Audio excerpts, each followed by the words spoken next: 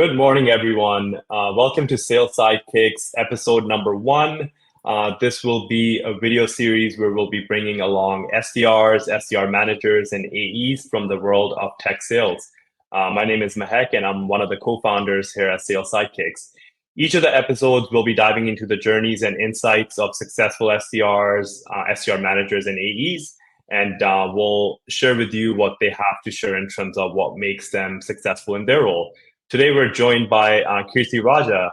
Kirti is an SDR manager at a company called Tipalti. Tipalti is a fintech company that helps finance professionals automate their accounts payable. Kirti will be sharing her experience on how she broke into tech sales and some of the things which makes her successful as an SDR manager and her process overall on hiring SDRs for her team. So welcome to the podcast, Kirti. Hey, Mehek. Thanks so much for having me. Of course. Yeah, no, appreciate you taking the time. I know things can get pretty busy during the week. So yeah, appreciate you taking a few minutes out of your day here. I think a good place for us to start would be maybe if you want to do a quick introduction on yourself and sort of how you landed into the world of tech sales yourself. Yeah, for sure. So, yeah, my name's Kirti. I've worked at Tipalti for just about 2 years now. I started off as an SDR, and I made the transition into management around August 2023.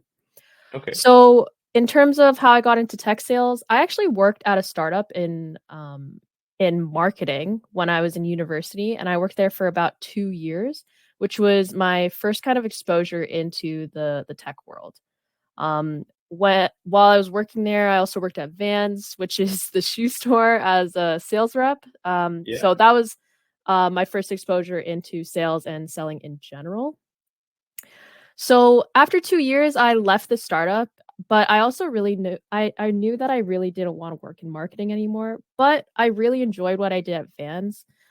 It was all about building rapport with the customers, showing customers value and insight, upselling. Those one-on-one relationships was the part that I enjoyed the most. So when I was looking at opportunities on LinkedIn, there were a ton of tech sales jobs popping up in Toronto. So honestly, I just tried my luck at them. A sales role, you do have to have that ability to, talk to anyone, talk to everyone, make those connections with people that you literally have no idea what their face might even look like, right? So I was able to show, a positive attitude throughout the entire interview process. And maybe it was just honestly, it was just luck. And I think the second thing with that is using my experiences that I had previously to my advantage in those interviews. You know, I was in a university degree that has absolutely nothing to do with business or anything like that. Um, I worked at a shoe store selling, and I worked at a tech company that was a startup, and I worked in marketing.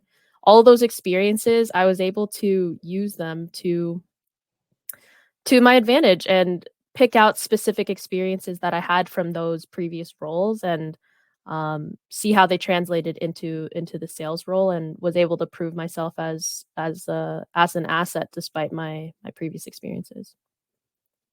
Oh yeah, that's a great insight because I think there's a lot of people out there who are in different kind of industries and they might be selling not specifically in tech, but they are selling product or a service. So I think this is it's great to hear that you kind of transition from a different kind of sale into tech sales. So that's great. And I guess since there's going to be a lot of SDRs who will likely end up listening to this at some point, and now that you are an SDR manager, what's that one interview question which you always ask and why? So the one interview question I always ask in interviews is, what makes you unique from the candidates that we're interviewing right now? The reason that I love this question so much is you get so many different answers. But what I'm looking for is, similar to what I just said, regardless of someone's experience, if they have tech exposure or tech sales exposure or not, I want them to tell me how their previous experiences can translate into their role as an SDR. I want to see the confidence in themselves that they aren't letting their past roles or experiences, dictate what roles they can get in the future. If you can prove Right. that to me, then you you're good in my books, honestly. Yeah, I think this is really helpful. And I think now that you've been in the role as well as an SDR manager, what kind of advice would you give to someone who's either new to the SDR role or is going to be an SDR in the next couple months here? Uh, like, what's that one piece of advice? This is probably so typical, but it's so important. It is be open to every single learning experience there is. So, regardless of if you have tech experience or not, you're coming into a brand new company that you don't know how it works yet, right? So, being open to just learning, asking questions, not being afraid to ask even like the stupid questions. I always say to any of the new people that come on my team, I don't care how many times you ask me the same question. I would rather you ask me a million times versus you sitting there thinking that you should know this by now. You know, if it takes if it takes a couple times for you to get it, that's completely fine. Just ask me or ask your peers. It is okay. So, asking questions, learning, and just being open to just a new process and um being open to learning new things, but also inserting your own kind of process into there as well. So what I mean by that is, you know, everyone has such a unique personality, everyone has such a unique way of doing things. But I think what makes you successful as an SDR is being able to do things in your own unique way and just being who you are when you're on the phones with prospects, being who you are when you're talking to other people in the company. Just be you. It's really not that serious at the end of the day when it comes to prospecting. I think a mistake I see a lot from new SDRs is that they get too in their head about things. But realistically, you're just talking to another person, right? You wouldn't be in this role if you didn't know how to talk to a stranger. Of course, and I think one of the things which people often forget, including myself, is that you know more about the product that you're selling than the prospect you're calling. So you kind of at least have that advantage in your favor. Exactly. As long as you can show that as long as you can make that just, like, little bit of connection with someone, whether that be through their role, through you knowing stuff about their company, um, through showing them that we can provide their team value, you will be successful in this. Of course, yeah, no, I think that's a great tip. The next sort of topic here, and I think this will be important for a lot of people who maybe don't come from a sales background or have never really sold anything, like not even in the mall or in any kind of other industries. What are some of the qualities that you look for a candidate when hiring for that SDR position? So this is someone that maybe is a new grad, has never worked in sales. What would you look for, which would kind of help you decide that hey, this person can be successful in this role? Yeah, so I can think of maybe 2 or 3 things for this. Um, I mean, I can tell whether or not I wanna hire someone within the first 5 minutes of that interview. There is we usually do 30-minute interviews here, so within the first 5 minutes, I know whether or not I'm saying yes to someone. But the main things that I look for is that if you can come into the interview with enthusiasm, a great attitude, and just a solid understanding of what this role entails, and again, how you can use your previous experiences to your advantage. That's honestly all I need to hear. I right now I currently have 7 people on my team and only 2 of them were in tech sales in their previous role. Oh, Um, wow. but for each of them, they stood out by showing me just their drive.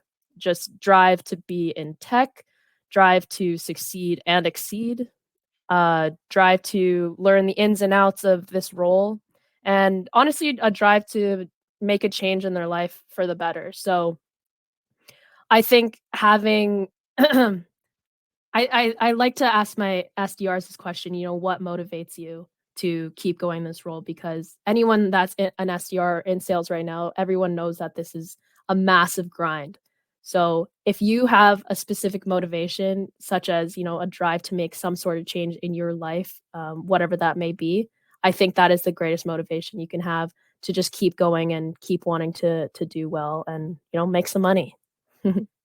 I like that. Yeah, I think the motivations behind why you're doing a specific role or task is, I think, really important in order to succeed in that role. Because as you said, right, the SDR role is by no means an easy role. It requires a lot of consistent effort day in and day out. So yeah, I think what you said definitely makes sense. Um, Yeah, in, I sorry, I just wanted to add one more thing on there. of course, of course. In terms of in terms of the interview process, the last thing that I'll say is please, please, please do your research on the company before you interview. I don't know how many times I've had candidates and their faces light up on the screen all of a sudden after we ask them what they know about the company, and they're scrambling to open our website and do a quick little research. As much as being an SDR is about cold calling and prospecting, I can tell you right now that if a candidate did their research about what we do, looked at customer stories and maybe some things about the company growth, that shows us that you not only care, but even if you don't have the experience, you can already do a big part of that role, which is thoughtful research into a company that you're prospecting into and finding those key points to mention to your prospects. So please do your research on the company. I think this might be the best tip so far. Perfect. So I think just kind of wrapping up things here. I know, Kirti, you went from an SDR to an SDR manager, but I think one of the questions I kind of wanted to ask you is that what does a typical career path look like for an SDR in the tech industry? Like maybe if you can shine some light on a couple different avenues they can explore in that role, that'd be great. Yeah. So this is actually something I'm super passionate about. There are so many career paths you can take as an SDR. Um, as an SDR, your main exposure to kind of like the next step is account executive or, AE. Because you work with them on a daily basis, you're always constantly collaborating with them, and that's the person you see kind of the most in the company, and they're also in sales, so that makes a lot of sense. Um, but honestly, from what I've seen, half the time, some SDRs don't even consider the fact that you could be anything but an AE. So like, obviously, don't get me wrong, there are so many amazing SDRs that became amazing as AEs. You, for example, Mehek. However, I just want people to know that you can really take your SDR experience anywhere. So for me, I went into leadership because I was really passionate about, being able to see people that I mentor succeed.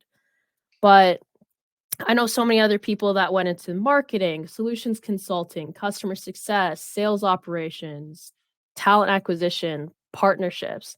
So maybe you're not gonna like this answer, but I don't want people to think that there's a typical career path in sales, but as an Yeah. SDR, you really can go anywhere. It's just, getting your foot in the door and, making those connections with other stakeholders in the company to see what you could really be passionate about.